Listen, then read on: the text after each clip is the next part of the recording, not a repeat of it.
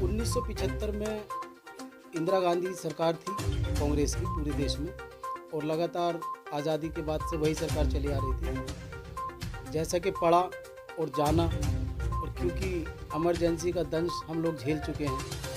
हमारे फादर साहब कॉमरेड मरहूम अहमद हसन कुरैशी साहब 19 महीने DIR और मीसा में अंदर रहे थे। उस टीम में मुलायम सिंह यादव जी और इशाक संभली साहब और माननीय आज़म खां साहब, वो लोग सब जयप्रकाश नारायण जी से प्रेरित होकर के उन्होंने आज़ादी का बीड़ा उठाया था।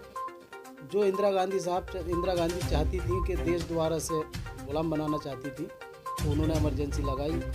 और जयप्रकाश नारायण जी के साथ जो हुआ, आज उससे भी काला और बदतर दौर है। माननीय मोदी जी हमारे प्रधानमंत्री कोई भी नियम कभी भी लागू कर देते हैं। सन 2016 में नोटबंदी करके उन्होंने लोगों को दर दर भटकाया, और वो नोटबंदी से लगा कि ये तो इमरजेंसी से भी बुरा हाल है। उसके बाद कश्मीर से 70 CIA बहुत से कानून उन्होंने अपने बनाए। कहीं अगर कुछ सही किया है तो ज़्यादातर गलत है। और आज मानता हूँ कि सभी सरकारें जब आती हैं तो अपना दलबल इस्तेमाल करती हैं, लेकिन सन 2012 से 17 के बीच में सपा की सरकार रही, तो 2-3 जिला पंचायत अध्यक्ष BJP के भी बने, बहुजन के भी बने। हमारे ज़िले से ही सांसद वीर सिंह जी के बेटे लड़े थे, वो मात्र एक वोट से रह गए थे। तो यहाँ लोकतंत्र की हत्या यूँ नहीं हुई थी कि अखिलेश जी के आदेश थे कि जिस पे जितने वोट हैं उतने वोट डाले जाए। अच्छा, अभी चुनाव हुआ था, जिला पंचायत अध्यक्ष चुनाव भी हुआ था, 80% सीटें जो है BJP ने जीती हैं। इसमें क्या कहना चाहते हैं? इसमें कहना चाहूँगा कि हम जैसे लोग हमेशा एक ही सोच के व्यक्तित्व के रहे हैं। अगर भाजपा भी सकारात्मक और समाजवाद की सोच रखती, तो भाजपा कोई हिंदुओं की पार्टी नहीं है। मुसलमान भी भाजपा को वोट दे सकते थे, लेकिन सिर्फ भाजपा ने एक ही नारा लगाया, सांप्रदायिकता का, हिंदुत्व का, और समाजवादी ने हमेशा सर्व समाज का नारा लगाया। तो इसलिए हमने हमेशा समाजवादी को चुना। अगर भाजपा भी सर्व समाज का नारा लगाए, सेक्युलरिज्म का नारा लगाए, तो हम भाजपा को भी वोट दे सकते हैं। लेकिन इस दौर में जैसा कि हत्या हुई है, लोकतंत्र की हत्या बताई जा रही है, वही बात मैं आपसे कहना चाहता हूँ कि अखिलेश जी की सरकार में कोई हत्या नहीं हुई। जहाँ जिसको जितना वोट मिला उतना ही चुनाव हुआ, कोई जब्ती नहीं हुई।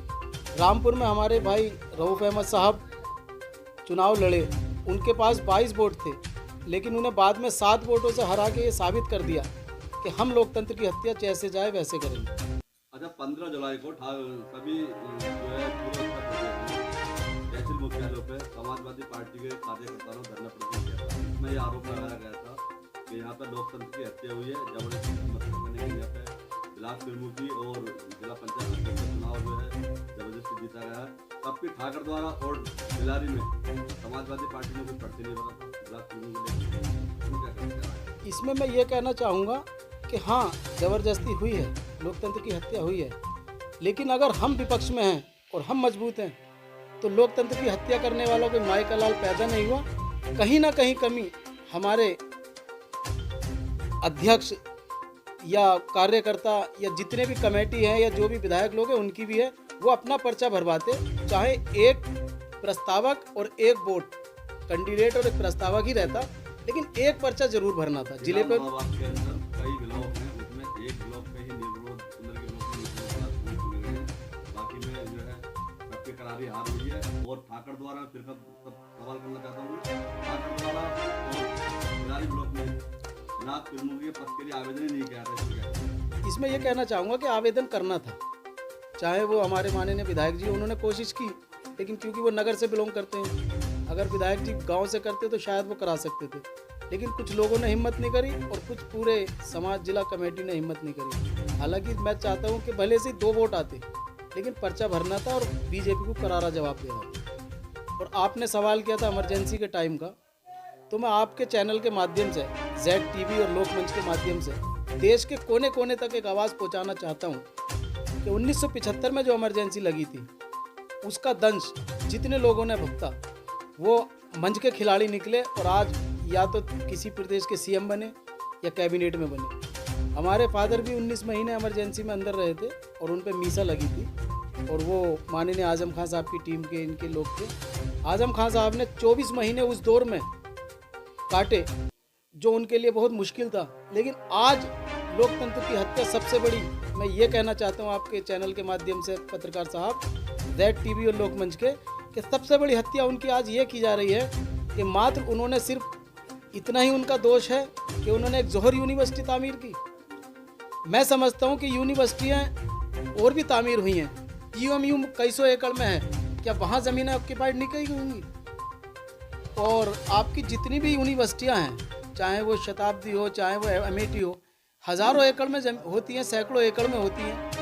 तो उन यूनिवर्सिटियों के लिए क्या ज़मीन ऑक्यूपाइड नहीं होती? कहीं किसानों पर दबाव बनाया जाता, लेकिन सिर्फ एक आज़म खान साहब के लिए ये दबाव बनाया गया और उन्हें इतना बड़ा अंजाम दिया जा रहा है कि आज उनके साथ जो हो रहा है उसका तो अल्लाह ही मालिक है और अल्लाह उन्हें शिफा दे।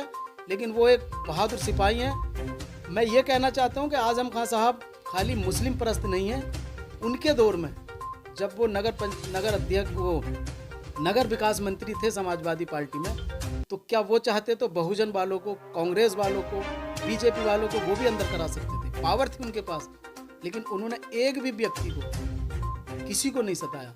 और रहा सवाल इसका कि यूनिवर्सिटी में ज़मीनें छीनी है, ये कांग्रेस, बीजेपी और बहुजन ने, तीनों लोगों ने मिलकर उनके नेटवर्क को, उनके राजनीतिक कैरियर को तबाह करना चाहते हैं और उन्हें ख़त्म करना चाहते हैं, क्योंकि वो एक सेकुलर आदमी है और अल्लाह उन्हें शिफा दे और जल्दी से जल्दी उन्हें ज़मानत अता करे।